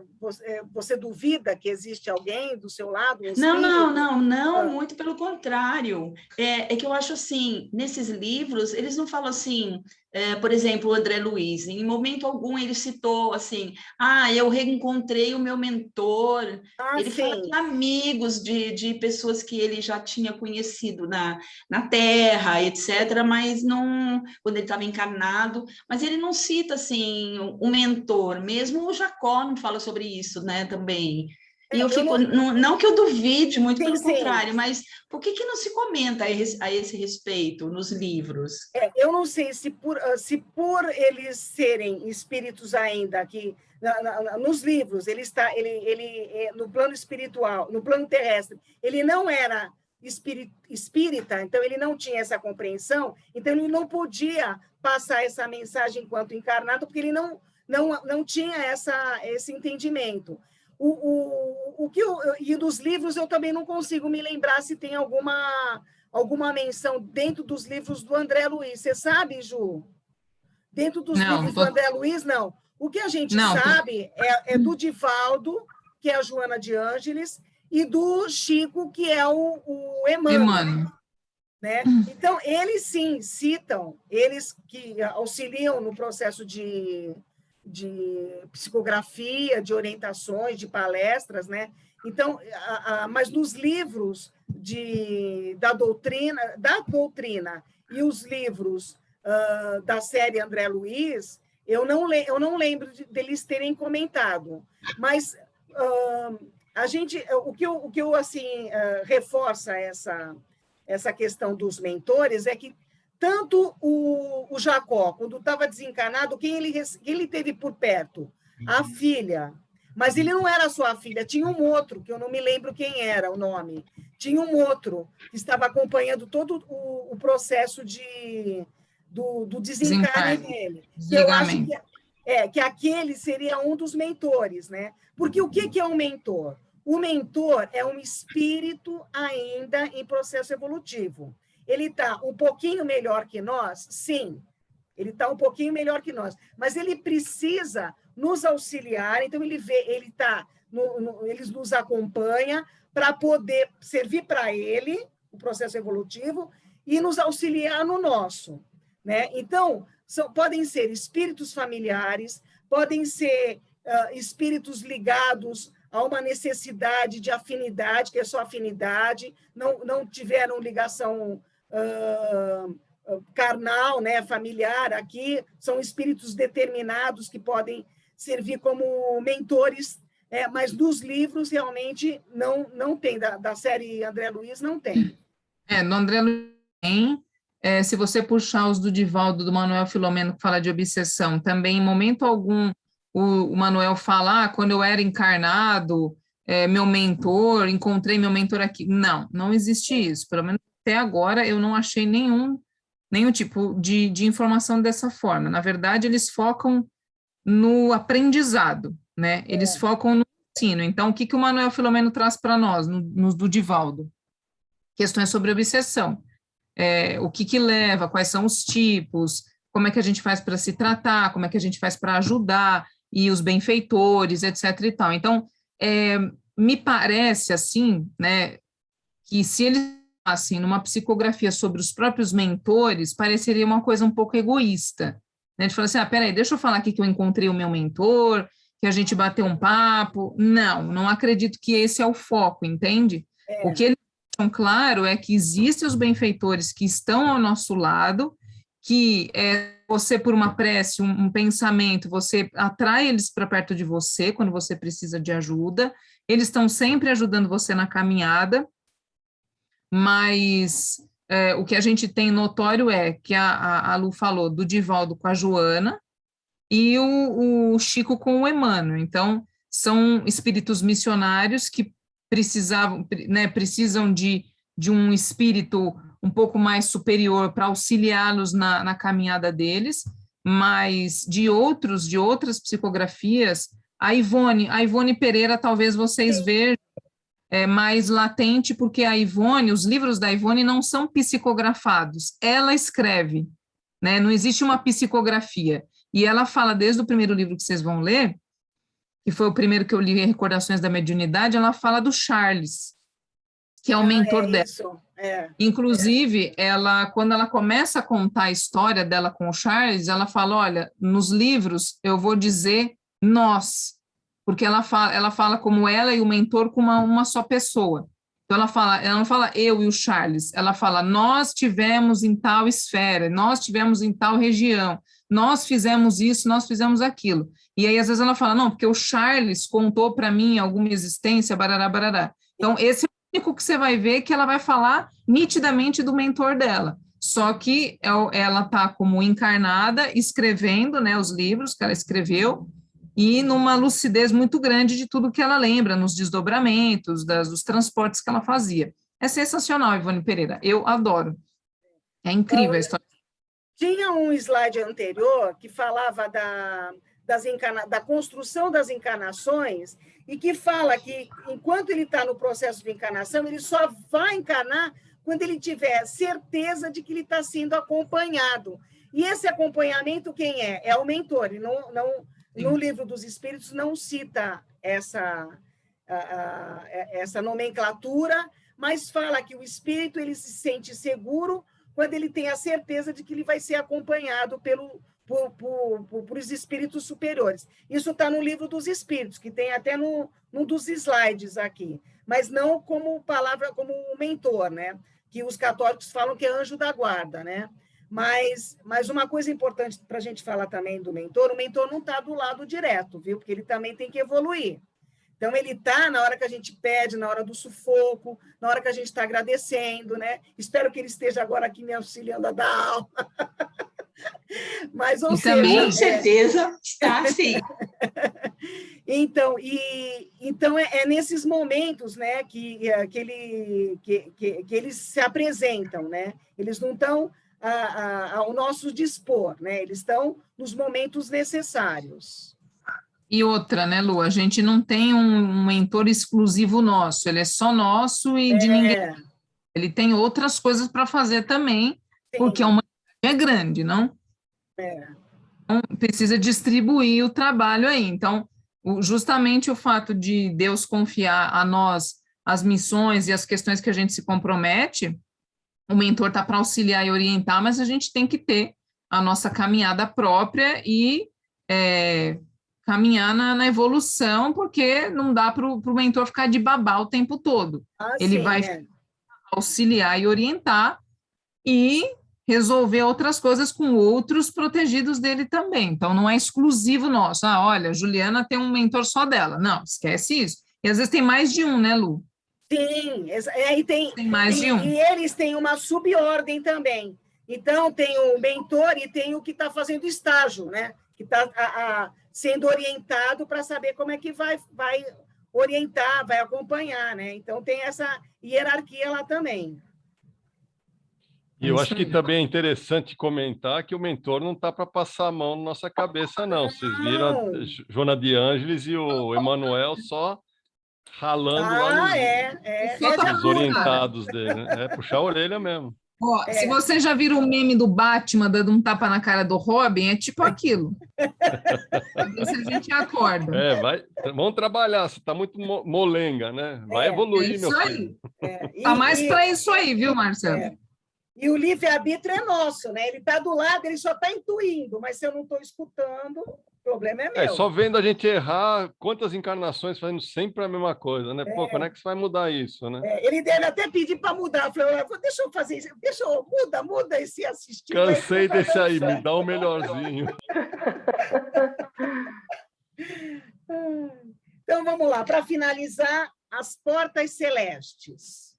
Acho que vai dar tempo, dá tempo. Isso é para a Margarete, fica de olho aí, Margarete. O grupo de desencarnados errava nas esferas inferiores.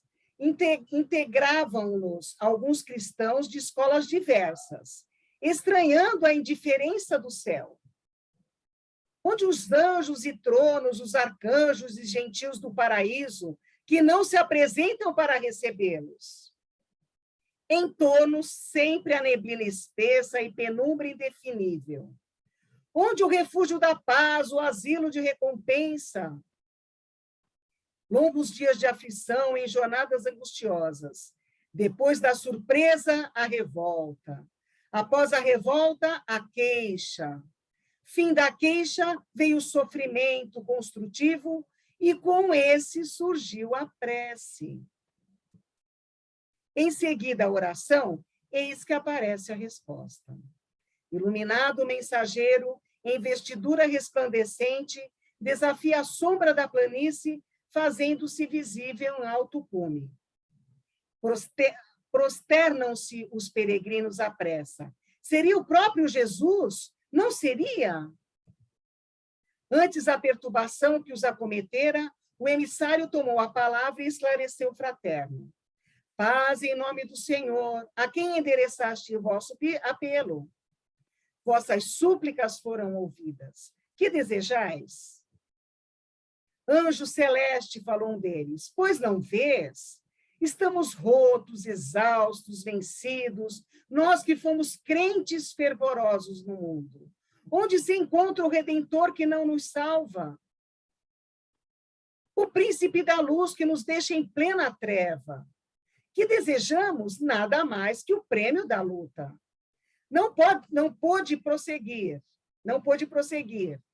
Ondas de lágrimas invadiram-lhe os olhos, sufocando-lhe a garganta e contagiando os companheiros que se desfilaram em pranto dolorido. O preposto do Cristo, contudo, manteve-se imperturbável e considerou: a justiça divina nunca falhou no universo. Ah, mas nós sofremos, replicou o interlocutor aliviado, e certamente somos vítimas de algum esquecimento que esperamos seja reparado. O ministro de Jesus não se deixou impressionar e voltou a dizer: vejamos, respondei-me em sã consciência, quando encarnados, amastes a Deus sobre todas as coisas, com toda a alma de entendimento? Decorrido um instante de pesada expectação, informaram todos a um tempo só: não. Considerastes os interesses do próximo como se vos pertencessem? Novamente, um momento de luta íntima e nova resposta sincera: não. Negaste a personalidade egoísta, suportaste vossa cruz e seguiste o Mestre? Não.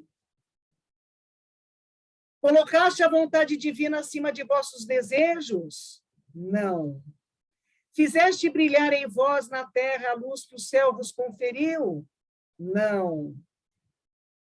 Auxiliastes vossos inimigos, orastes pelos que vos se perseguem, ministrastes o bem ao que vos caluniaram e dilaceraram? Não. Perdoaste 70 vezes 7? Não. Fostes fiéis ao Pai até o fim? Não. Venceste os dragões da discórdia e da vaidade? Não. Carregaste as cargas um dos outros? Não. O mensageiro fixou o benevolente gesto com as mãos e, mostrando o olhar mais doce, observou depois de cumprida a pausa: Se em 10 das lições do Divino Mestre não aprendeste nenhuma, com que direito invocais o seu nome? Acreditais, porventura, que ele não tenha ensinado algo em vão? Os infortunados puseram-se a chorar com mais força, e um deles objetou: que será de nós? Quem vos socorrerá se tínhamos crença verdadeira? Sim, tornou o representante do Cristo, não contesto. Entretanto, como interpretar o possuidor do bom livro que nunca lhe examinou as páginas? Como definir o aluno que gastou possibilidades e tempo da escola sem jamais aplicar as lições no terreno prático? Ó, anjo bom, contudo, nós já morremos na terra. Acrescentou a voz triste do irmão desencantado, entre a aflição e a amargura. O mensageiro, porém, rematou com serenidade. Diariamente, milhões de almas humanas abandonam a carne e tornam a ela, no aprendizado da verdadeira vida. Quem morre no mundo grosseiro perde apenas a forma efêmera. O que importa no plano espiritual não é o interromper ou o recomeçar da experiência, e sim a iluminação duradoura para a vida imortal. Não percais tempo buscando novos programas, quando nem mesmo iniciaste a execução dos velhos ensinamentos. Aprendiz algum tem o direito de invocar a presença do Mestre de novo, antes de atender às lições anteriormente indicadas. Voltai e aprendei. Não existe outro caminho para a distração voluntária. Nesse mesmo instante, o enviado tornou ao plano de onde viera. Enquanto os peregrinos, ao invés de prosseguirem viagem para o mais alto, obedeciam a um impulso irresistível que os conduzia para mais baixo. Esse é um dos contos do Pontos e Contos de Emmanuel pelo Espírito Irmão X, do Espírito do Chico Xavier pelo Espírito Irmão X.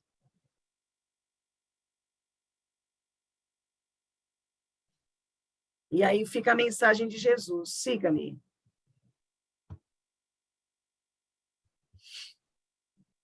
Muito bom.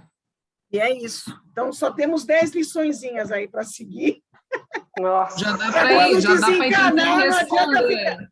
Não vai ficar, Luzia, meu Deus, cadê Jesus? Cadê o meu mentor? Luzia, depois de tanto não, no mínimo, né, o mensageiro devia falar, vocês vão para o umbral, vão ficar lá, sei lá, milhões de anos até aprender, desculpa.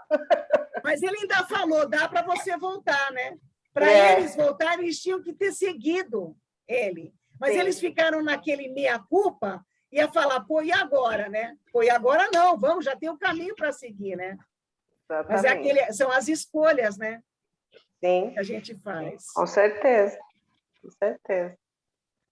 Então, e falando em escolha, hoje a Marisa vai fazer a nossa harmonização, não é isso? Vibração. E a Maria Cristina na final. Eu passei para vocês, né, essa última... Passei, né? Isso.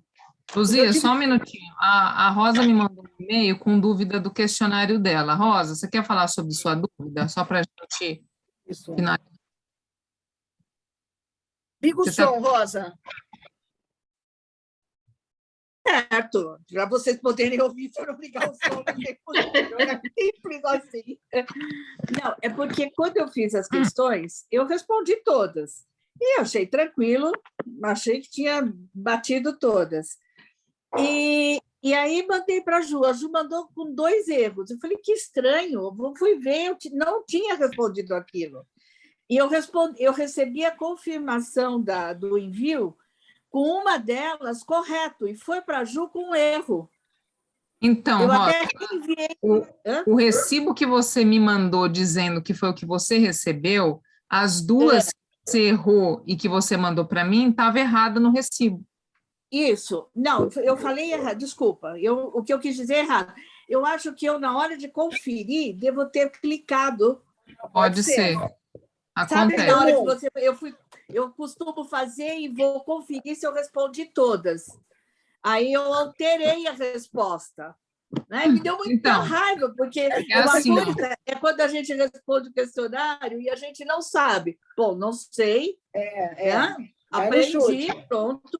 Eu pego normalmente o retorno, vou olhar, vou ler, que é uma forma de estar fixando.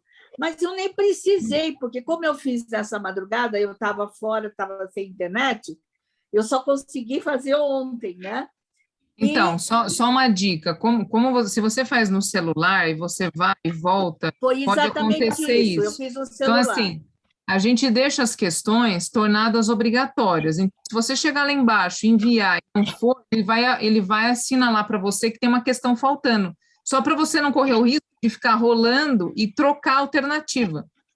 Mas foi exatamente tornar obrigatória. Se você tentar enviar, para você não ficar conferindo tudo e, de repente, dar esse erro, envia. Terminou a última, envia. Se der alguma coisa que faltou de questão, ele vai te avisar e vai te direcionar direto para que está faltando. Entendi. Porque eu acho que só assim... para você não correr esse risco. Foi um erro, porque foi no celular exatamente que eu fiz, Juliana, e eu voltei.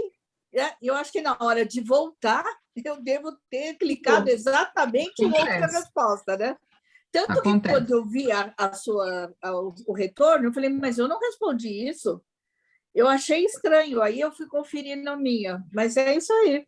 Foi um erro, assim, não por ignorância, não por desconhecer.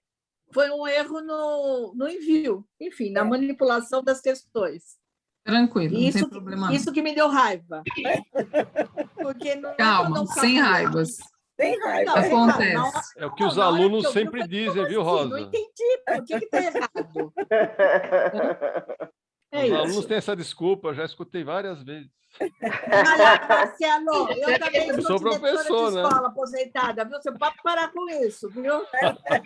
Pior ainda. Pior ainda, E o pior que é isso mesmo que você falou, está certíssimo.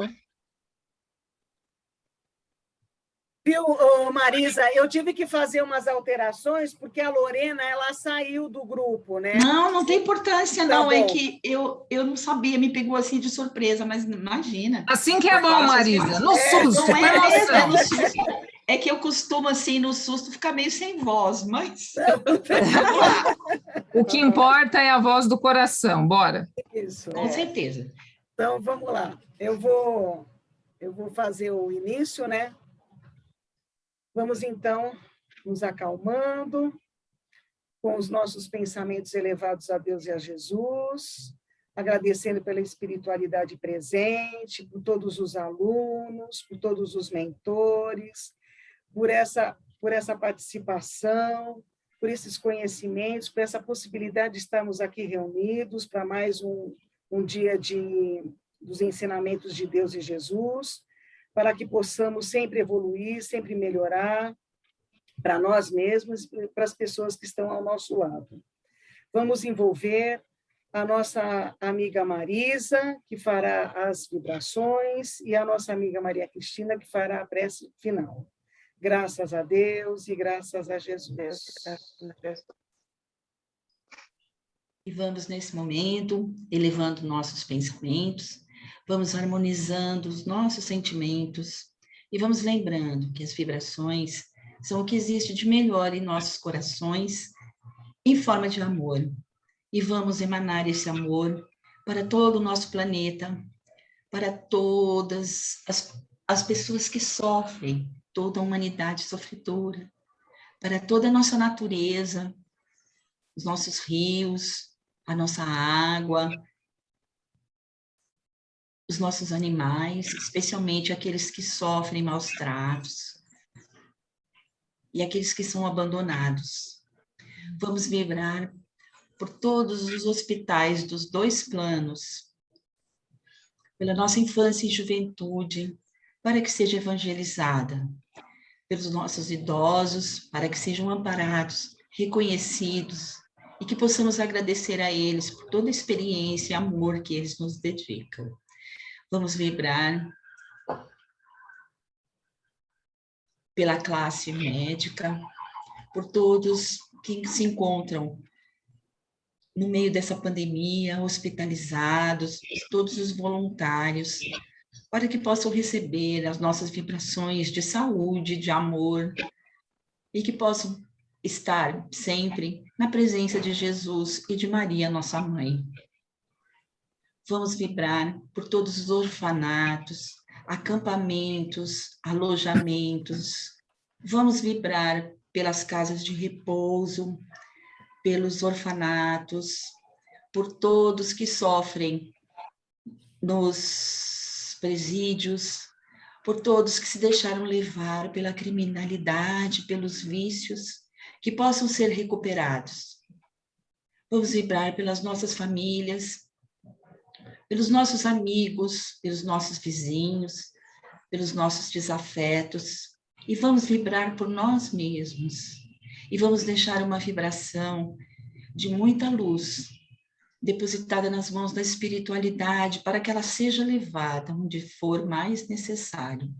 E neste momento, pedimos que Deus abençoe a todos nós e agradecemos por mais essa oportunidade. E abrimos nossos corações para receber todas as bênçãos que Deus nos destina neste momento. Que assim seja. Seja, graças a Deus, graças a Deus. Ela fez uma oração. Eu estou pedindo a Deus e aos espíritos protetores que me oriente aqui, para passar uma mensagem gostosa para vocês de agradecimento. Eu agradeço muito vocês me darem as aulas, os amigos, as perguntas para me esclarecer mais ainda, porque eu sou uma imperfeita, e rezo por todos. Posso fazer um Pai Nosso? Porque eu não tenho capacidade para pensar melhor. Ela fez uma oração linda.